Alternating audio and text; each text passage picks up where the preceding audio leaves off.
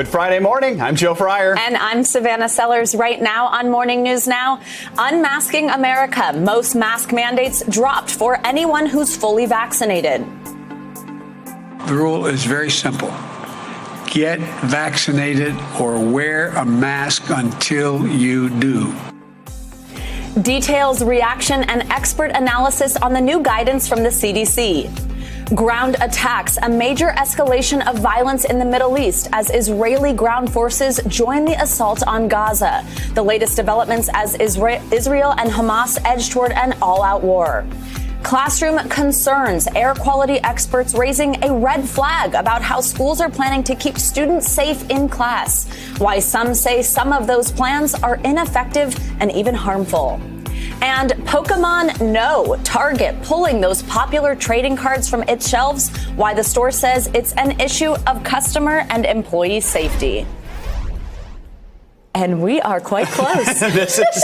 We have only known 6.5 feet apart. This is wild. And now we're both fully vaccinated. New guidance. So I we're know. allowed to sit right next to each other. We both felt comfortable. We were just like, I guess we'll be reading each other's emails. Exactly. And text and everything. We're going to know everything about each other.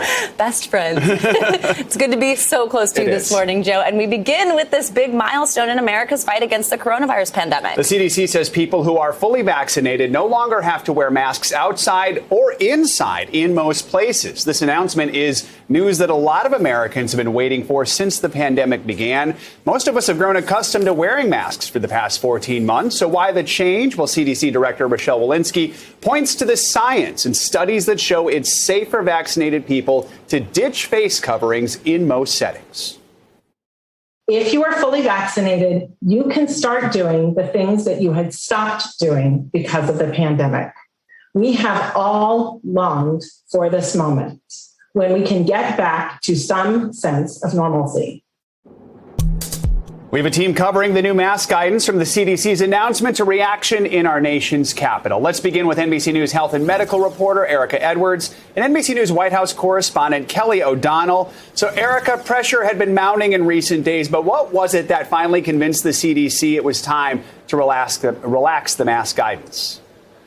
Hi, Joe. Good morning. Well, really, all you have to do is look at the most recent data. The number of new COVID-19 cases per day has fallen by nearly a quarter since the previous week, and COVID-related deaths are now down to an average of 587 per day. That's the lowest that we've seen since April 2020. Now, yesterday during the briefing, Dr. Walensky attributed those improvements to the success of the vaccines, pointing to 3 recent studies showing that the vaccines are at least 90% effective in preventing illness and also work very well against the variants now spreading around the country.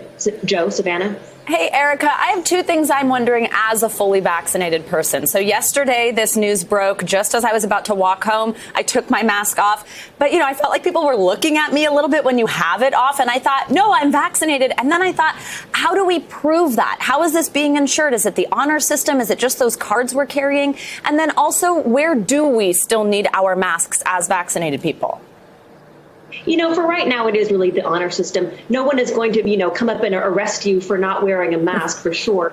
Now, there are mask mandates still in place in hospitals, airplanes, other forms of public transportation. What's more, we really don't know how well the vaccines work in people with compromised immune systems, things like lupus or Crohn's disease. That's because they weren't included in the clinical trials. Now, Dr. Walensky addressed those folks yesterday during the briefing.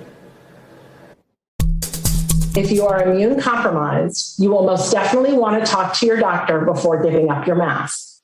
Also, locations such as healthcare facilities will continue to follow their specific infection control recommendations.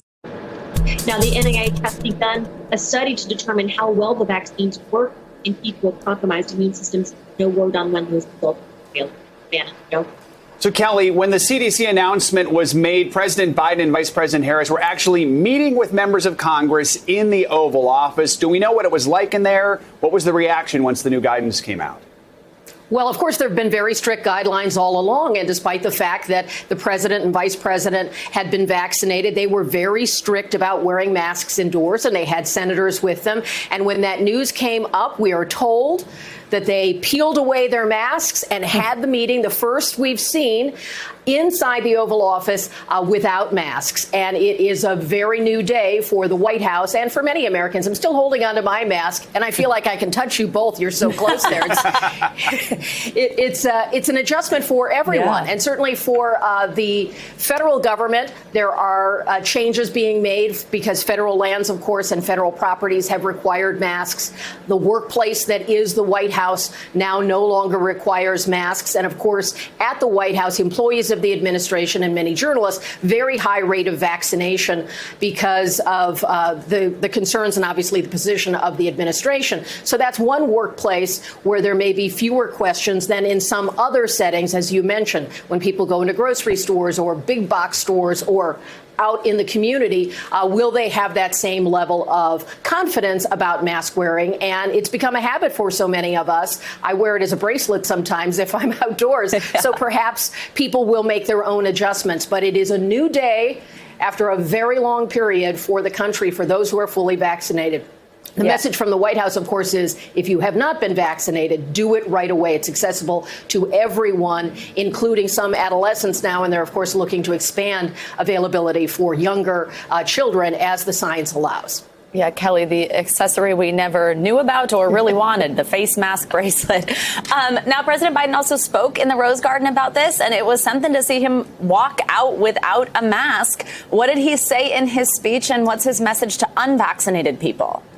Well, it is an important day, and it combined with a beautiful spring setting and almost had the feeling of the country lifting out of this. Now, of course, there are still cautions about those who are not vaccinated or the possibility that this disease takes a turn we haven't all seen. But the message from the president is clear. Get vaccinated and enjoy the benefits of that. And he offered a thank you to Americans who have put up with a very difficult time. And, of course, he honored those who have lost their lives, those who are surviving those losses, and many who have suffered business and financial consequences as well. Here's the president.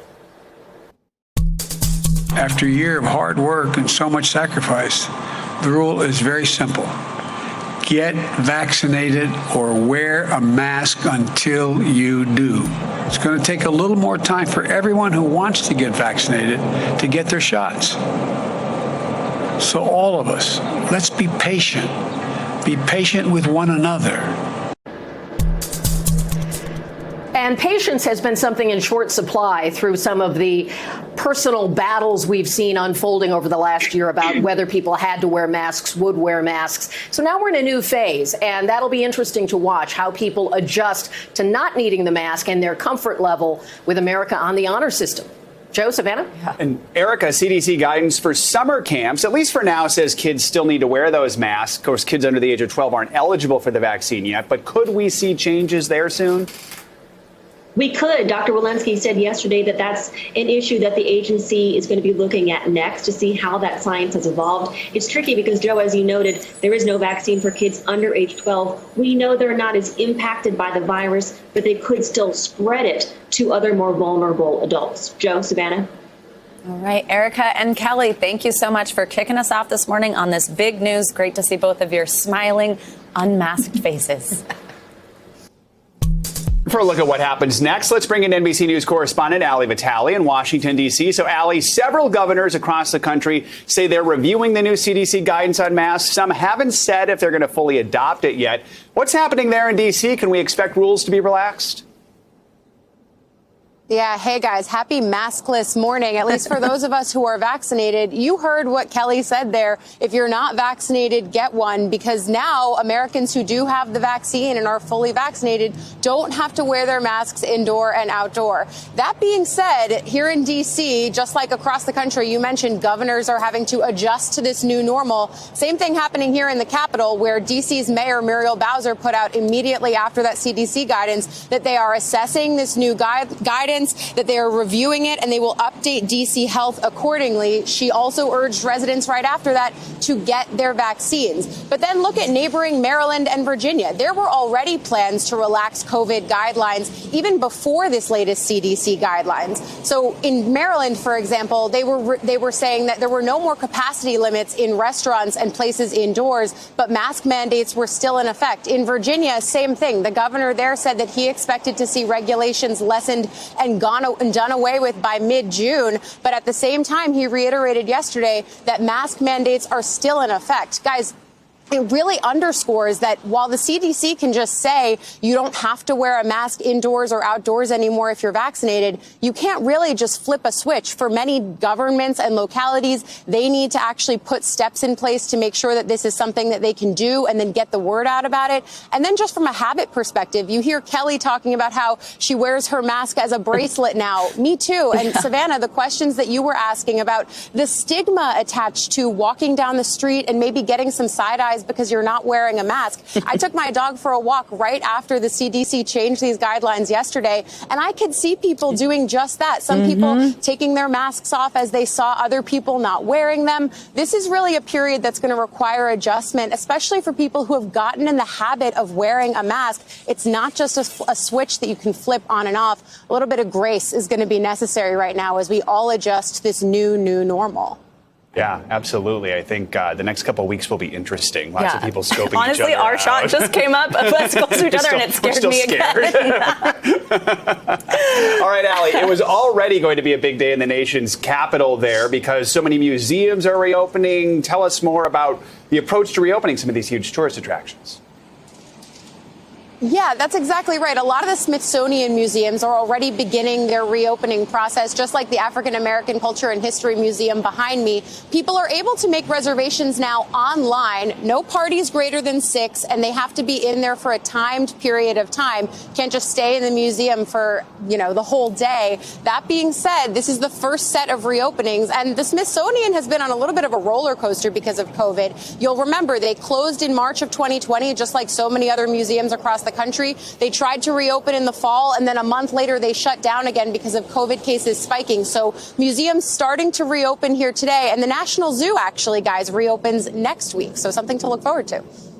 Very good. Allie, thank you so much. Dr. Natalie Azar joins us now. She's an NBC News medical contributor. Dr. Azar, good morning. I am excited to talk to you on this day. So it was only a little over 2 weeks ago that the CDC announced it was safe for fully vaccinated people to not wear masks outside. And there was kind of like a yay, but it was kind of like a weak yay, because I think we all kind of thought that that was safe already. So now yesterday, we really hear this big announcement that does actually change and impact our lives in this big way. It feels more normal. What do you make of this timing? Is this the right time to do this? Well, so look, I mean, the CDC is definitely following the science here in terms of, recent data, a study out of Israel, real world data that the vaccine is about 97% protective against infection, symptomatic infection, about 87% protective against asymptomatic infection, which we translate into very likely can prevent transmission.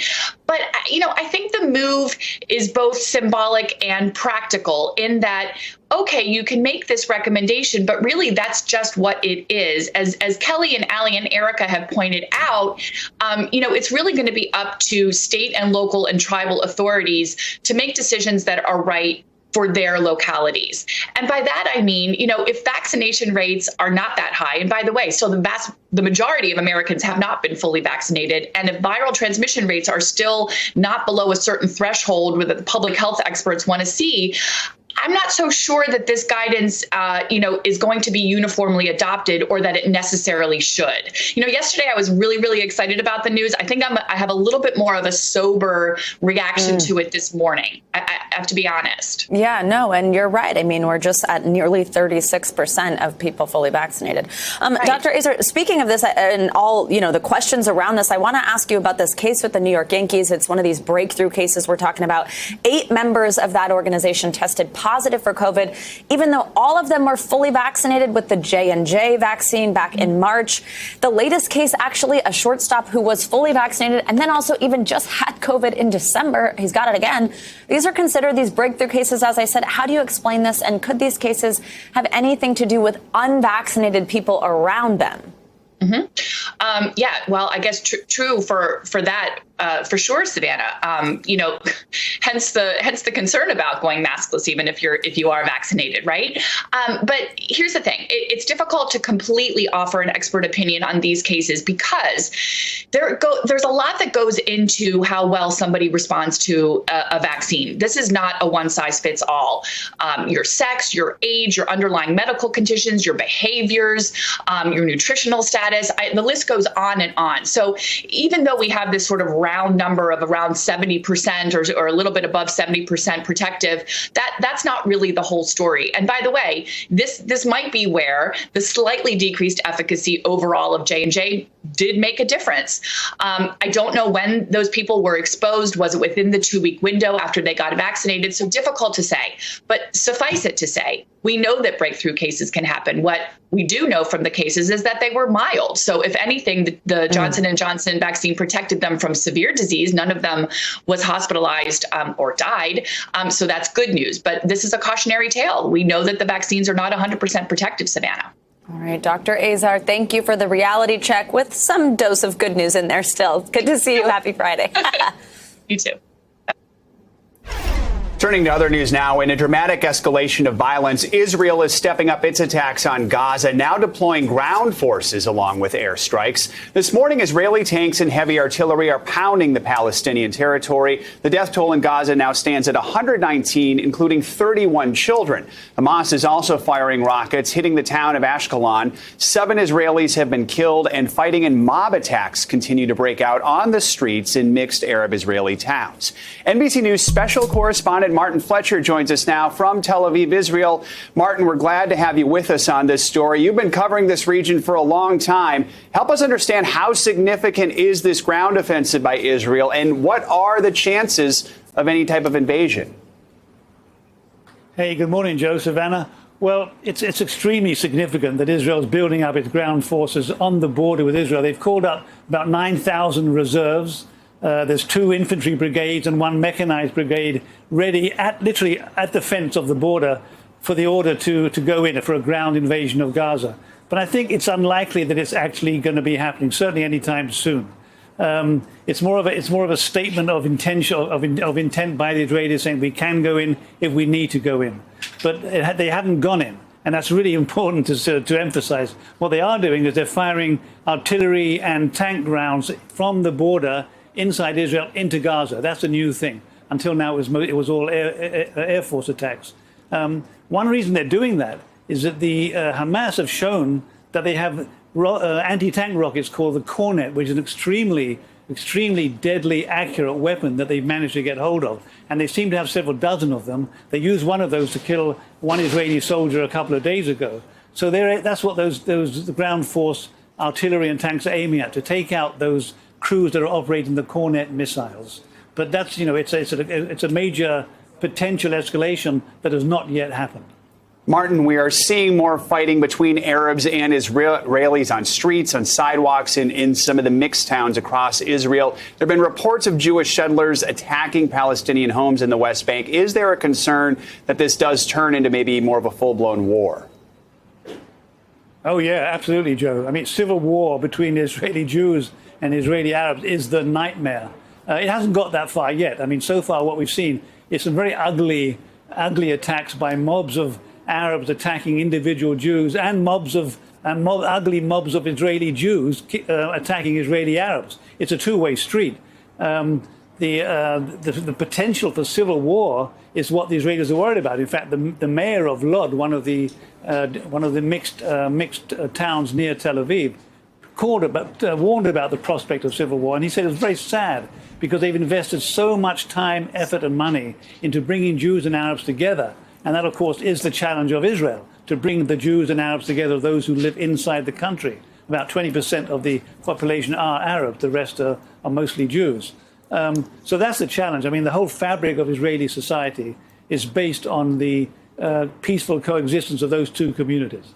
And that's all falling apart right now. So this is a major concern. How bad will it get? And different ministers have called for the army to come into the Israeli cities, which would be pretty bad. They've got various police units they're throwing at the issue. But at the moment, it's every single night there's been some very bad rioting by Jews and Arabs, and we don't yet know how bad it will get. All right, Martin Fletcher, thank you so much for your reporting this morning. Appreciate it. Today, House Republicans are set to vote on the leadership seat once held by Congresswoman Liz Cheney, and the race for the seat just got more interesting. Texas Congressman Chip Roy has jumped in to run for the GOP conference chair against Representative Elise Stefanik. Former President Donald Trump is already slamming that challenge. NBC News Capitol Hill correspondent Leanne Caldwell joins us now. And Leanne, yesterday when you were with us, we were talking about how she was likely to be the only candidate at a candidate forum. But now Congressman Roy has jumped in here. What are his chances? He has jumped in. Congressman Roy is someone who has been complaining about the coronation of Representative Elise Stefanik. And so he decided to do something about it and jump in the race. He's from Texas. He's a conservative member of Congress who often launches principled stands on the House floor. But it still is very likely that Elise Stefanik is going to win, especially since former President Trump put out a statement shortly after Chip Roy announced that he was going to run for the race, saying that he can't imagine Republican House members would go for Chip Roy. He has not done a great job and will probably be successfully primaried in his own district. I support Elise by far over Chip. So one interesting thing about Representative Roy is he voted to certify the election results on January 6th. So one other interesting is that some members complained about Cheney for trying to primary one of their members, Representative Thomas Massey, using that as a reason that she shouldn't be conference chair. Meanwhile, the former president is threatening to primary Representative Roy, likely because of his vote to certify the election. But it still looks like, Savannah, that Elise Stefanik is going to win this very easily. Now, Leanne, let's talk about the infrastructure bill. Republican senators left a meeting with President Biden seemingly optimistic. I actually kind of giggled when I read your reporting that they even left the Hill excited to go to the White House. What can you tell us about negotiations and whether Senate Republicans have another counter proposal in the works? Yeah, there were 5 Senate Republicans who lead the top Republicans on committee chairs who went to the White House to meet with President Biden. And yes, it was very funny to watch them leave the Capitol, very excited to go meet with President Biden. And they left that meeting feeling very good about the discussion. Let's listen to Senator Shelley Moore Capito of West Virginia on Fox News after that meeting.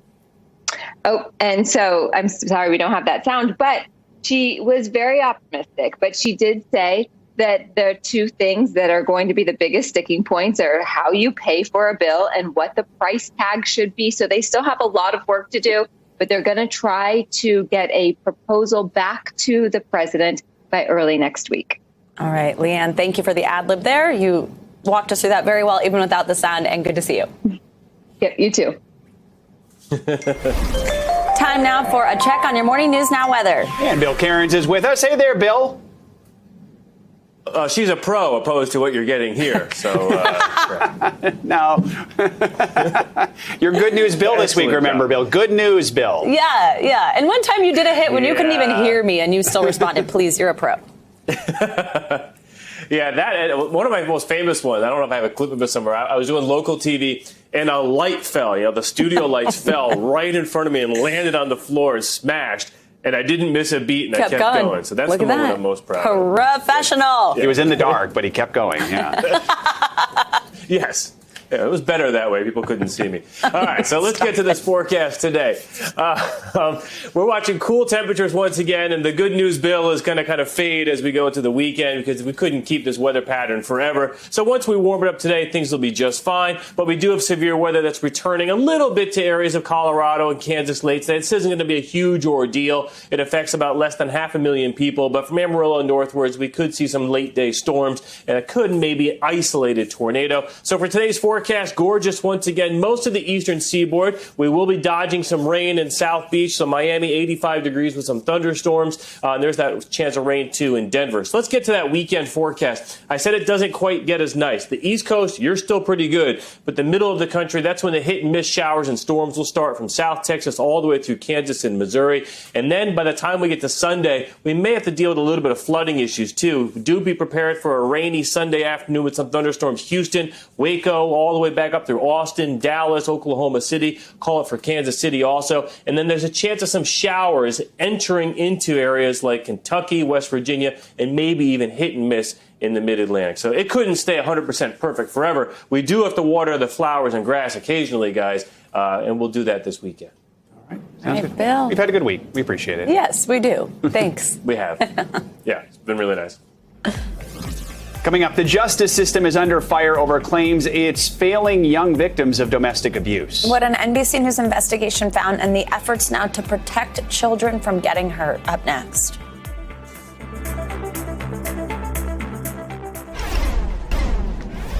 Schools across the country are using air cleaning devices, often bought with COVID relief money, to attempt to kill the virus.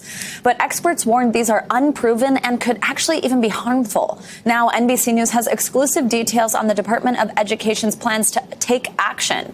NBC News correspondent Heidi Presbella joins us now. Heidi, good morning. So first, just how did this device become one of these de facto things that schools are using to try to keep kids safe? And also, what is that harm? What are experts saying the dangers could be? Yeah, good morning, Savannah. Whenever there are billions of dollars in federal money on the table, there are going to be companies competing. And the experts and parents I talked to say these companies just saw an opportunity with all of this money on the table. They've been doing a hard sell to schools across the country who, frankly, just aren't doing their homework because there is a large body of information out there, including from the EPA, showing that ozone generators marketed as air purifying devices can be harmful to human health. We talked, for instance, with one of the members of the Epidemic Task Force for the leading oversight body on indoor air quality, and here's what she had to tell us. These devices are at best ineffective, and unfortunately, at worst, they can be harmful to the indoor environment, specifically to our kids. We talk about increased level of volatile organic compounds. One of them is extremely important, is formaldehyde, is a known human cancerogenic. We have ultrafine particles and basically ozone. Some devices do that intentionally, some of devices do that unintentionally. So secondary formation of different pollutants. So the experts and parents, Savannah, who we talked to, say a lot of these schools were well-intentioned, but again, they didn't do their homework because there really is not a lot of independent research showing that these things are safe and that they don't emit these harmful byproducts. For instance, we talked to a family here in Arlington. A bunch of parents are now crowdsourcing, paying for an independent lab to research these ionizers that they found in their schools, Savannah. Yeah, I mean, when you hear that at best it's ineffective and at worst it's harmful, I mean, that's not good. I understand parents' concern. What's the Department of Education going to do about this? We did speak exclusively earlier with the Secretary of Education, Miguel Cardona, and he said he is linking arms with the CDC Director, Rochelle Walensky, and the HHS Director, Javier Becerra, to try and get the word out. Now, we did learn that they're going to be issuing, the Department of Education, new guidance expected sometime later this month. But here's the rub, Savannah. The Department of Education and any federal body, for that matter, can't really recommend one product over the other. And many of these schools have already purchased these devices and to a lot of money. They've spent millions of dollars already on these devices. Savannah, we continue to investigate to try and find out just how many schools. But Kaiser Foundation, for instance, thinks that it is already thousands that have spent this money and already installed these devices. Wow. All right, Heidi, something you'll be following up on, I'm sure. Thanks so much. Now to questions about how the U.S. justice system deals with allegations of domestic abuse. An increasingly organized group of parents, most of them mothers, are now calling for action. They say they're pleased to protect their children from violent behavior or being ignored. Senior national correspondent Kate Snow has this NBC News investigation. Savannah and Joe, for months, a team of us here at NBC News have been talking with people who brought up allegations of abuse or domestic violence during custody battles and felt that their concerns were not heard by family court judges. It's happening for complicated reasons as courts try to balance the rights of both parents and the well-being of their children. Soccer. She played soccer right here. Kathy Sherlock's daughter, Kaden, grew up outside Philadelphia. She was just loved. She was loving. She excelled at everything. Kathy left Kaden's father when their daughter was about a year old. Was he abusive toward you? Yeah. He smashed me in the face with a Playtex bottle, like at close range. Several times, she says, he tried to strangle her. He held me up against the door like that here. And I remember being like, this is it. Like, I'm going to die. Kathy says she was afraid to file police reports, but years later, when the father pushed for joint custody, she wanted the family court judge to pay attention to his history of violence. I said he needs to be supervised until he can get help. And what did the judge think about that idea of supervised visitation? He just ignored it. In May of 2018, the judge in the case issued a custody order, acknowledging that when questioned about the multiple incidents of violence, aggression, and illegal behaviors, father did not express any remorse or regret, nor did he accept responsibility for his conduct. But the judge granted the father unsupervised visits. Less than 3 months later, Kaden's father beat Kathy's little girl to death, then took his own life. How many people did I have to beg for help? How many people did it take? And it didn't work. A judicial misconduct complaint about the judge was dismissed by a state panel. That judge has called Kaden's murder a tragedy that could be utilized as a teachable moment for the public. And the court told NBC News the decision in the case was made in compliance with Pennsylvania law. His parents are going through a bitter divorce. He lived here with his dad, we're told. Sadly, across the country, children have died following custody battles. So a mother there accused of killing her own 3 young children. Accused of drowning the boy during a court-ordered visit in October. His mother says those visits should never have happened. These issues are about people. Judge Ramona Gonzalez is a family court judge who's fought for change in Congress. This is so hard to understand because you would think that if a child's in danger and might be abused, of course a judge wouldn't put the child in that situation. But you have to prove that the child is at risk because you have a constitutional right to be a parent. Family law is based upon parents being able to equally parent their children. When there are allegations of abuse, she says lawyers sometimes advise parents not to even bring it up.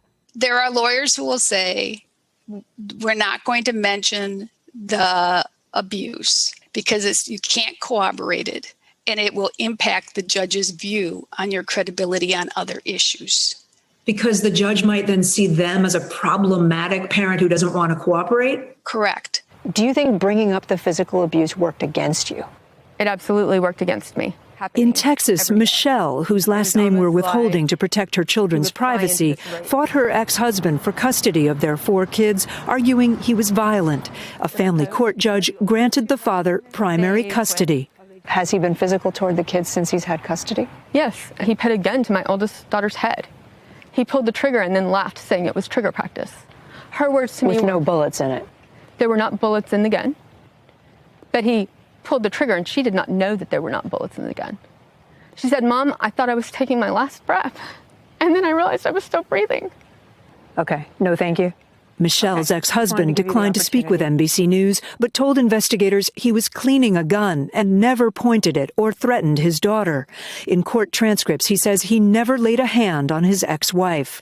And a sheriff's report concluded the children had changed their story multiple times about the alleged gun incident after a CPS investigator said they were coached. Michelle is adamant she's telling the truth and trying to protect her kids. What is living this like? It's a nightmare. Because there's no way to help them. You're thinking that these people are going to help you and listen to you, and no one listened to me. Nobody helped me. Kathy Sherlock started a foundation called Kaden's Corner to support other parents still fighting for custody. When she's exhausted, she remembers her little girl. Kathy Sherlock is now pushing for a state law named after Caden. If a court found a parent was an abuser, any visitation would have to be supervised. It also requires more training for judges. Joe and Savannah. All right. Powerful report. Thank you, Kate. Wow. Let's take a look at what's making news around the world this morning. NBC News correspondent Raf Sanchez joins us now from Beirut. Good morning, Raf. Joe, Savannah, good morning. In Japan, more than 300,000 people have now signed a petition calling for this year's Tokyo Olympic Games to be canceled. Petitioners say the Games should only happen when coronavirus restrictions have been lifted and Japan is fully able to welcome visitors. Japan's government says it's working closely with Olympic organizers to ensure a safe event. John Kerry is in Rome for meetings with European governments on climate change. The former Secretary of State is the Biden administration's special envoy on climate, and he's pushing for more ambitious carbon reduction targets ahead of a global environmental summit later this year in the UK. And finally, a whole new kind of space race. A Russian actor and director are heading to the International Space Station with a plan of making the first ever feature film in space. But Tom Cruise and Bourne Identity director Doug Liman are due to be at the space station at the same time with the exact same goal. So it's looking like it's going to get a little crowded up there in space, and I guess we'll see whose film comes out first. Joe, Savannah? There's lots of space, though, so if they both want to do it, they should be good. I can't. Rob, thank you so much. Coming up, Prince Harry opening up about his decision to step away from his royal duties. Again, a discussion about his own childhood and how it affects him now as a father. We'll explain next.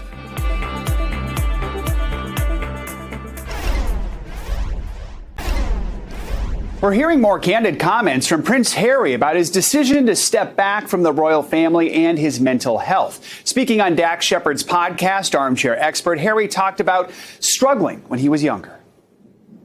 In my early 20s, I was a case of, like, I don't want this job. Yeah. I don't want to be here. I don't want to be doing this. Look what it did to my mum. How am I ever going to settle down and have a wife and a family when I know that it's going to happen again? The Duke of Sussex also said he wants to, quote, break the cycle of the pain and suffering from his upbringing. Harry says living in Los Angeles, he can walk around feeling a bit more free. He can take a bike ride with his 2-year-old son, Archie, on the back of his bicycle. He also shared that the plan wasn't always to move to the U.S., but he said he needed to put his family and mental health first. And the move to the U.S. isn't the only move for Harry and Meghan. Madame Tussauds in London has moved waxworks of the couple away from the rest of the royal family and into its A-list awards party zone, where they will stand with the likes of Brad Pitt, Dwayne Johnson, and Nicole Kidman. So now they have new neighbors there as well. Yeah, it's a very specific zone they have there. A-list awards party. But hey, that's kind of cool. All right, Joe, thanks. Republican governors across the country are opting out of federal unemployment assistance. They say the extra cash is keeping people from returning to their old jobs. More than a dozen states have halted the program, offering an extra $300 a week to anyone out of work. Ohio and Georgia are the latest states to join the list. NBC News correspondent Ellison Barber joins us now from one of those states that's on the list, Mississippi. She's in Biloxi. Ellison, good morning. So what are businesses there doing to get their employees back to work? Hey, good morning, Savannah. And if you can't hear, we are apparently right near a train. So it's early in the morning. Everybody's getting up and going here. And so we have a train sound for a minute. But so it varies, to answer your question, from business to business. And some people are trying different things. But one thing that we've heard from speaking with one restaurant owner, the owner of the restaurant just over my shoulder, actually, Half Shell Oyster House, is that they are at a point right now where they say they're actually having some trouble getting the last little bit of employees and staff they need to come back in. So Kevin Fish is one of the part owners of this restaurant. It's actually a restaurant chain. They have 14 locations all across the Gulf Coast. He says once they started reopening and business started coming back, that he was having difficulty staffing to meet the level of business demand that they had. He said to start, he thinks part of the reasons why people were hesitant to come back had to do with the fact that it was difficult to find childcare. Schools were still closed, and that people also had a lot of very legitimate health concerns. He says now schools are open in this state and the vaccine is widely available. So in his view, the only reason for the last, what he says is 10% of his employees not coming back he thinks has to do with the fact that they're still getting that pandemic unemployment assistance, the federally funded benefits, $300 checks a week. That being said, he also says that he feels like workers are not being paid nearly enough if they're only making minimum wage. So to get people to come back in who have not just yet, he made the decision to raise wages at all of his restaurants and up their minimum wage to $12 an hour. Listen here. Well, we felt that, there definitely was a monetary thing, was certainly a component in it at least. So we had always, and we have a fundamental belief as a company that we have a custodial responsibility for the people that work for us, that the food on my dishwasher's table tonight that his children are going to eat are my responsibility. And there's no way he can provide for them at $7.25 an hour. And so that's actually not all they're doing at Half Shell Oyster House. They also have decided to offer signing bonuses for people who come to work. And if they make it a full 3 weeks working at one of their locations, they can get up to $600. Savannah? Hey, Ellison, just really quickly, let's talk about the other side of this, because what we're hearing from some businesses is that they can't necessarily afford to do these pay increases or these other benefits. What do we think about that? Yeah, so we talked to another business owner who owns a catering company and restaurant about 30 minutes away from here. And he says that he pays his workers minimum wage for his caterers is $20 an hour per event. Beyond that, though, he says he simply does not have the resources or the means to offer any sort of signing bonus. He says, obviously we've seen some corporations do this. I mean, McDonald's is doing this in some of their locations, saying, hey, if you come work for us, if you come and apply, we will give you a signing monetary bonus. He says he considered doing something like that to get some workers back because he is understaffed right now. But he said when he kind of crunched the numbers, there was just no way with his small business he could afford something like that. All right. Ellison Barber, thank you so much for telling us all sides of the story. President Biden is proposing to raise taxes on corporations and the wealthy, money that he says will partially offset the hefty price tag on his three major spending plans. NBC News senior political analyst Jonathan Allen spoke with residents of Saginaw County, Michigan, a swing county and a swing state, to see how they feel about the president's proposal. He joins us now. Good morning, John. So President Biden won that county by only 303 votes in the 2020 election, so rather close. What did you learn by speaking with people there? What do they think about what the president's proposing? Good morning to you. It's a swing county and a swing state. Not surprisingly, it's mixed. But what I gleaned was there was certainly a desire from a lot of people there to see the wealthier pay more in taxes, whether that's corporations or individuals. I talked to a woman, Melissa Miller, 38 years old. She was getting groceries for her family for the week. She's seen prices on groceries go up. And I asked her, what do you think about taxing the wealthy a little more? She said, do it. It's time that they pay more. So that was reflective of some of the other interviews I had there. Just as a side note, what I also saw there and talked to the folks about that sort of ties into what you were hearing from Ellison's reporting just a moment ago from Mississippi is several unemployed men told me that they thought that the unemployment benefits were a deterrent to going back to work. So just to back up what she was telling you in the last segment, I was hearing that also in Saginaw, Michigan. All right. Jonathan Allen, thank you so much. Appreciate your time this morning. Take care. It's time for our CNBC Money Minute, the biggest financial headlines of the day and why they matter to you. Closer, it even more feels like we should sing it or something. CNBC senior markets correspondent Dominic Chu joins us now. Hey, Dom, good morning. Good morning and happy Friday, Joe, Savannah. We're going to start off on cybersecurity because Toshiba is confirming one of its businesses in France was hacked earlier this month by the same group that targeted the Colonial Pipeline here in the U.S. Toshiba says only a minimal amount of data was lost. Ransomware attacks have increased in number as of late, with hackers encrypting stolen data and demanding payment in cryptocurrency to unlock many of that data.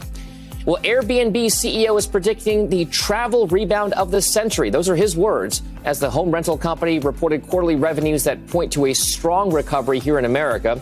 Bookings rising 13% and guests paid higher rates for bigger and more rural properties. Airbnb's CEO and founder Brian Chesky expects travel to be much different than before as people discover they don't have to be tethered to one location to either live or work. And the streaming video boom that defined Hollywood during the virus pandemic may be slowing down.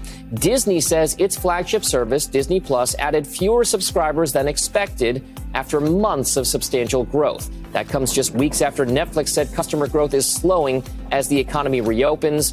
Disney Plus, remember, passed the 100 million subscriber mark in March, less than a year and a half after launching. But Savannah, Joe, it just goes to show the next few months are going to be so key. Will people go out and visit places rather than stay home and watch that streaming video show? Yeah, it's going to be interesting to see if that changes, and if so, by how much. Yeah, right. Absolutely. Thank you, Dom. Sure. Coming up, drug dealers in kids' DMs. Young people tell me it happens all the time, how social media features are making it easy to target teens and what parents can do to help their kids next.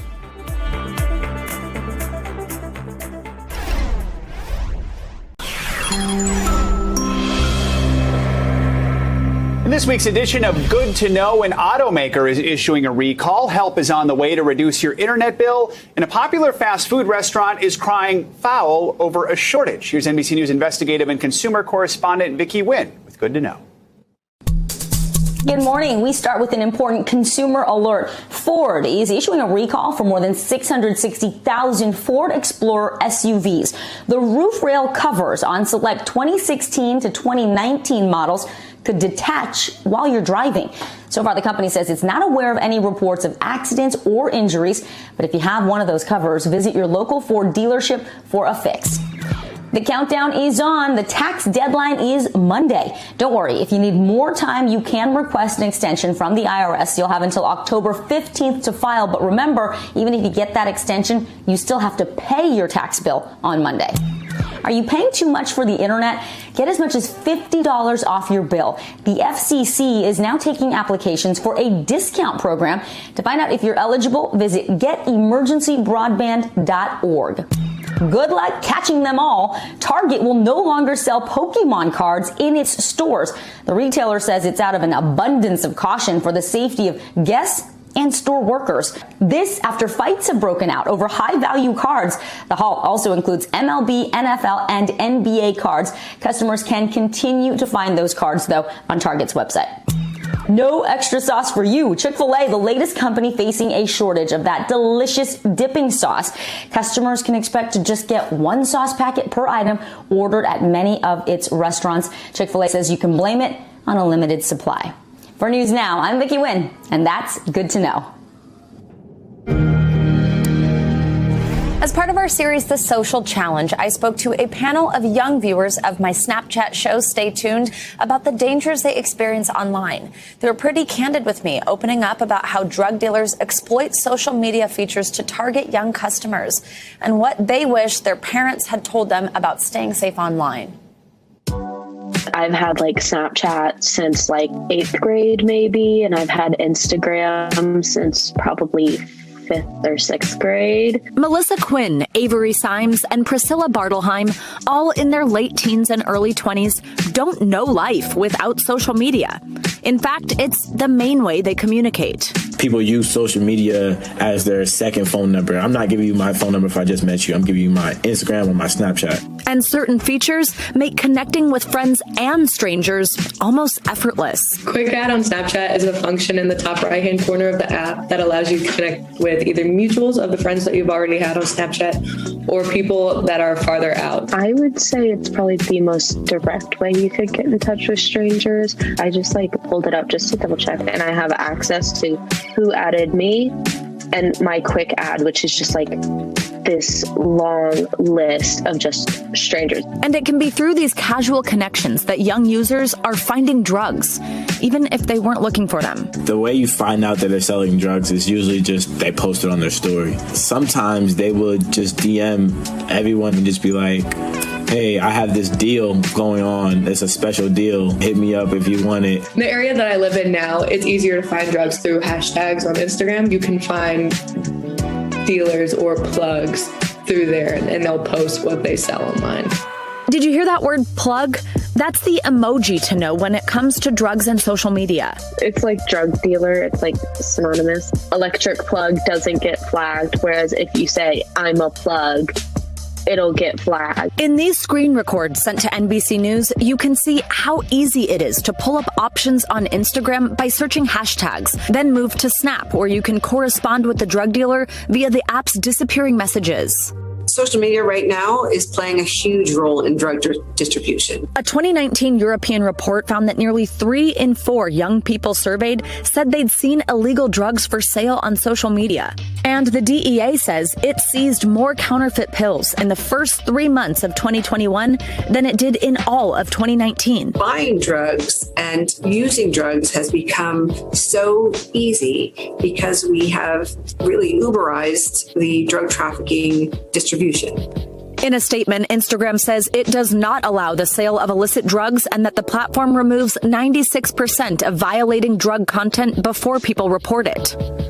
And Snap tells NBC News that it strictly prohibits using Snapchat for drug transactions and has been using machine learning to identify certain drug images or terms to block them, telling us it's increased the number of terms on its block list by over 130% in the past month. Does it seem like that's working based on what you see online, or do you see a lot of that? Definitely not. You're going to see it. What do you wish your parents would have said to you that you would have actually listened to? My dad is a baby boomer and my mom is a Gen X. Like, they didn't grow up with the internet. I think even just having a conversation where the parent can admit, like, I don't know what I'm doing. Let's figure it out together. Now, I know that hearing all that might make parents just want to get their kids off social media completely or something like that. But there are a few easy steps that you can take to start this conversation about online safety, which is the most important thing here. So talk to your kids about what's called quick ad on Snapchat. Even if you don't know what it is, on Instagram, it's the people you may know feature. Tell them not to add anyone they don't know. Also, let them know that it's okay to block strangers who've added them. Now, Snapchat stresses that quick ad is an optional feature and also told us it's exploring ways to improve it. They should also check the settings on what's called their Snap Map that can actually show their followers their exact location. Snapchat stretches that is very much an opt-in feature, so talk to your child about it. And lastly, of course, just keep the conversation going. They stress that they would really love to have had their parents help. Yeah, that seems like the key, just have an open conversation about it. Which is tough if it's something that, as a parent, you don't know that much about, but just a few keywords, quick ads, Snap Maps can help get into that conversation. Good to know. All right. The news continues right now.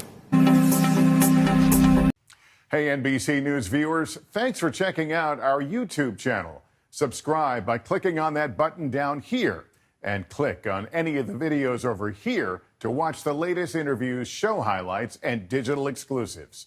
Thanks for watching.